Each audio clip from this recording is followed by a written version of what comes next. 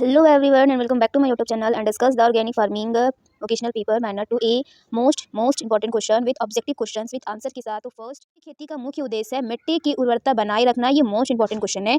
Second question है जैविक खेती में किसका प्रयोग वर्जित है, मतलब मना है, तो रासायनिक उर्वरक का जो उपयोग है वो मना किया गया है। आप जैविक खेती में जो है रासायनिक उर्वरक का प्रयोग नहीं कर सकते हो। थर्ड क्वेश्चन है जैविक खेती पर्यावरण के लिए कैसी है, जो जैविक खेती है वो पर्यावरण के लिए कैसी है, तो वो लाभकारी है। फोर्थ क्वेश्चन है जैविक खेती का आधार क्या है, तो जैविक खेती का आधार है प्राकृतिक। फिफ्थ क्वेश्चन है जैविक खेती का दूसरा नाम क्या है, तो जैविक खेती का दूसरा नाम है प्राकृतिक खेती। सिक्स्थ क्वेश्चन है जैविक खेती में उत्पादन किस पर निर्भर करता है, तो निर्भर करता है जैविक खेती मिट्टी की सेहत पर। अगर मिट्टी अच्छी बनी रहेगी तो जैविक खेती में आपका जो खेती होगा वो जो फसल होगी वो बहुत बढ़िया होगी, पैदावार होगी। 7 नंबर क्वेश्चन है जैविक खेती किसके लिए सुरक्षित है, तो जैविक खेती सुरक्षित है किसानों के लिए भी, उपभोक्ता के लिए भी, जो उसका यूज़ करता है, पर्यावरण के लिए भी सही है, मीन सभी के लिए सही है और सुरक्षित है, बढ़िया है। 8 नंबर क्वेश्चन है जैविक खेती में फसल चक्र का उद्देश्य क्या है, तो जैविक खेती में फसल चक्र का उद्देश्य है सभी के लिए। फर्स्ट है भूमि संरक्षण के लिए भी अच्छा है, रोग नियंत्रण का उद्देश्य भी है, उत्पादन संतुलन बनाए रखना भी सही है, तो ये सब सही है, तो ऑप्शन हो जाएगा डी। 9 नंबर क्वेश्चन है जैविक खेती में सबसे महत्वपूर्ण तत्व कौन सा है, जो जैविक खेती में है उसमें जो सबसे महत्वपूर्ण तत्व है वो है मिट्टी। अगर मिट्टी सही रहेगी तो फसल भी आपकी पैदावार जो अच्छी होगी। क्वेश्चन नंबर 10 है जैविक खेती किस सिद्धांत पर आधारित है, तो जैविक खेती का जो सिद्धांत किस सिद्धांत पर आधारित है, वो सिद्धांत है पारिस्थितिकी सिद्धांत। अब जो 11 नंबर से 30 नंबर तक क्वेश्चन पढ़ेंगे वो पढ़ेंगे जैविक खाद व उर्वरक के बारे में, और उससे मिलते जुलते जितने भी क्वेश्चन है वो कवर हो जाएंगे। तो फर्स्ट क्वेश्चन है गोबर खाद किसका उदाहरण है, तो गोबर खाद उदाहरण है जैविक खाद का।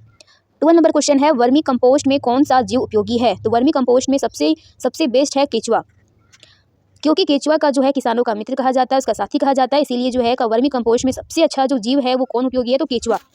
आगे है 30 नंबर क्वेश्चन हरी खाद का क्या उद्देश्य है, तो हरी खाद का उद्देश्य है मिट्टी की उर्वरता बनाए रखना, मिट्टी में जो पोषक तत्व होते हैं वो बिल्कुल पूरा करना। क्वेश्चन नंबर 14 है कंपोस्ट खाद किससे बनती है, तो कंपोस्ट खाद जो है वो जैविक अवशेषों से बनती है। क्वेश्चन नंबर 15 है वर्मी कंपोस्ट में नाइट्रोजन किस रूप में होती है, तो किस रूप में होती हैं, वर्मी कंपोस्ट में नाइट्रोजन किस रूप में होती है, तो वो उपलब्ध रूप में होती है, मतलब उसमें वर्मी कंपोस्ट में जो है नाइट्रोजन उपलब्ध मात्रा में होती है।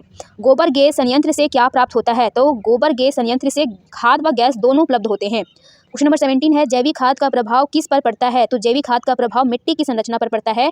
18 नंबर क्वेश्चन है बोन मील किसका स्रोत है, तो बोन मील याद रखिएगा फास्फोरस का स्रोत है। फास्फोरस बोन मील किसका स्रोत है, तो बोन मील किसका स्रोत है, तो फास्फोरस का। बोन मील किसका स्रोत है, तो फास्फोरस का। क्वेश्चन नंबर 19 है नीम खली किसके लिए उपयोगी है, जो नीम का यूज़ किया जाता है खेतों में किसके लिए ज़्यादा उपयोगी होता है, तो कीट नियंत्रण करने के लिए जो है सबसे ज़्यादा बेस्ट होता है कि नीम खली जो है वो कीटों को मारता है, खेतों में जो कीड़े पड़ जाते हैं उसे वो नियंत्रित करता है। क्वेश्चन नंबर 20 है जैविक खाद से क्या बढ़ता है, अगर आप जैविक खेत का यूज़ कर रहे हो तो आप खेतों में देखोगे कि क्या बढ़ता है, तो उसमें सूक्ष्मजीव जो है उसकी गतिशीलता बढ़ती है, जो खेतों की जो फसल होती है उसकी जो पैदावार होती है वो अच्छी तरीके से होती है। अब हम 31 से जो है 50 तक क्वेश्चन करेंगे कीट एवं रोग प्रबंधन से मिलते जुलते जितने भी क्वेश्चन है उसको डिस्कस करने वाले। तो 31 नंबर क्वेश्चन है जैविक कीटनाशक का उदाहरण क्या है, तो जैविक कीटनाशक का जो मोस्ट इंपॉर्टेंट उदाहरण है वो सबसे बेस्ट उदाहरण है नीम का तेल। क्या है, नीम का तेल। आगे 32 नंबर क्वेश्चन ड्राई कॉड्रमा किसके लिए उपयोगी है, तो फफूंद रोग उत्पन्न जो नियंत्रण है उसके लिए उपयोगी है। 33 नंबर क्वेश्चन है जैविक खेती में कीट नियंत्रण कैसे किया जाता है, तो जैविक खेती में जो है कीट का नियंत्रण जो है वो प्राकृतिक विधियों से किया जाता है बिना किसी को नुकसान पहुंचाए। आगे है 34 नंबर क्वेश्चन पैरोमोन ट्रैप किसके लिए है, तो फेरोमोन जो है वो ट्रैप किसके लिए है, तो कीट आकर्षक की कीट यहाँ पे आएंगे तो उसे जो है एकदम सड़ा गला की जो है खेतों की जो फसल होगी वो पैदावार अच्छी करने के लिए जो है फेरोमोन ट्रैप की जो है उसके लिए यूज़ किया जाता है। 35 नंबर क्वेश्चन है नीम का अर्क किस रूप में उपयोग होता है, तो जैविक कीटनाशक के रूप में होता है।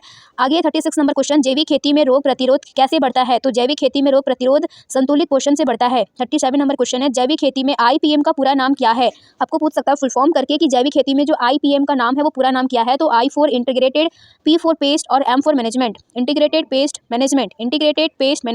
आगे 38 नंबर क्वेश्चन जैविक कीटनाशक किसके लिए सुरक्षित है, तो जैविक कीटनाशक जो है वो मानव और पर्यावरण सभी के लिए सुरक्षित है।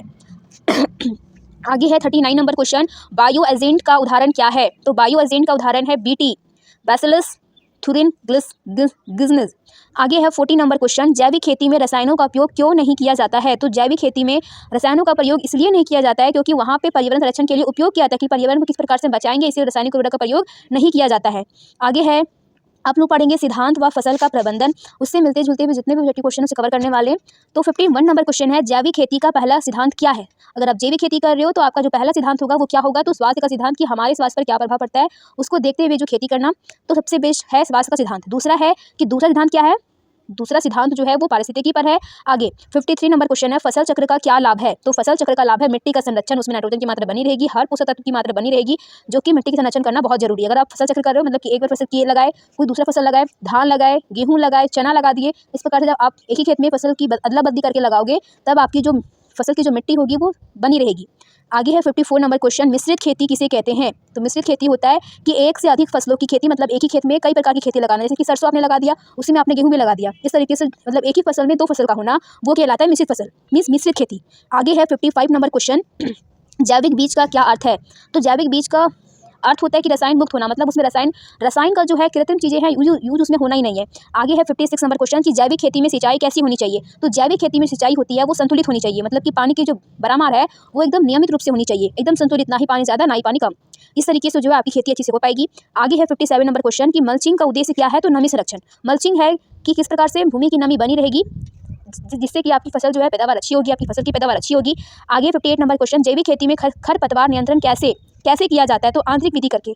आगे है 59 नंबर क्वेश्चन, जैविक खेती में उत्पादन शुरू होने में कितना समय लगता है। तो जैविक खेती में उत्पादन शुरू होने में पूरे के पूरे 2 से 3 वर्ष लगेंगे। अगर आपने फर्स्ट टाइम अगर अपनी खेती को लिया है तो उसमें जैव उर्वरक को डालते रहिए, जो कि आपके 2 से 3 साल में जो है उसकी खेती पैदावार अच्छी होने लगेगी। आगे क्वेश्चन नंबर 16 है, जैविक खेती का आर्थिक लाभ क्या है। तो जैविक खेती का आर्थिक लाभ जो लाभ है वो आपको उसमें कम लागत होगी, कि आपको उसमें पैसे कम देने पड़ेंगे। अगर रासायनिक उर्वरक का उपयोग करें तो आपको पैसा जो है उसमें जो आय है वो बहुत अधिक लगेगा। अब है प्रमाणीकरण व विपणन से जुड़े जितने भी ऑब्जेक्टिव क्वेश्चन है उसको डिस्कस करने वाले हैं। तो फर्स्ट 21 नंबर क्वेश्चन है, जैविक प्रमाणीकरण क्यों आवश्यक है। तो जैविक प्रमाणीकरण मतलब कि आपको लेबलिंग लेना पड़ेगा, आपको परमिशन लेना पड़ेगा, आपको एक पोस्टर मिलेगा, आपको सर्टिफिकेट मिलेगा, वो करना क्यों जरूरी है कि आपने जैविक खेती किया तो क्यों किया है। तो उसके लिए आपको, अगर आप जैविक खेती कर रहे हो और दूसरों को भी बताना है कि मैं जैविक खेती कर रहा हूँ, मेरी ये लाभ हो रही है, तो आपको बताने के लिए जो है आपको जैविक प्रमाणीकरण करना इसलिए आवश्यक है क्योंकि उत्पादन की क्या होती है, विश्वसनीयता बढ़ती है, कि लोग भी जो है उसमें जैविक खेती करने में अग्रसर होते हैं, उसे करने में सक्षम होते हैं, और थोड़ा उन्हें अगर आपको लाभ हुआ है तो उन्हें भी लाभ लगने की जो आशाएं हैं वो होती है। आगे 72 नंबर क्वेश्चन है कि भारत में जैविक प्रमाणीकरण संस्था का नाम क्या है। तो APEDA एक संस्था का नाम है जो भारत में प्रमाणीकरण संस्था है। आगे है NPOP का पूरा नाम बताइए, आपको ये पूछ सकता है एग्जाम में, मोस्ट इंपॉर्टेंट क्वेश्चन है। NPOP का पूरा नाम क्या है। तो N for national, P for program, O for organic और P फॉर प्रोडक्शन। तो national program of organic production, national program of organic production.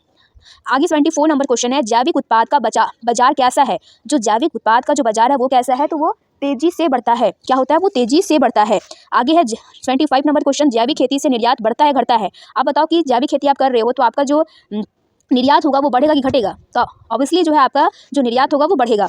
आगे 26 नंबर क्वेश्चन, जैविक लेबल का अर्थ क्या है। तो प्रमाणित उत्पाद। 27 नंबर क्वेश्चन है, प्रमाणीकरण में कितने वर्ष लगते हैं। आपको प्रमाणीकरण करने में आपको पूरे के पूरे 3 वर्ष लगेंगे।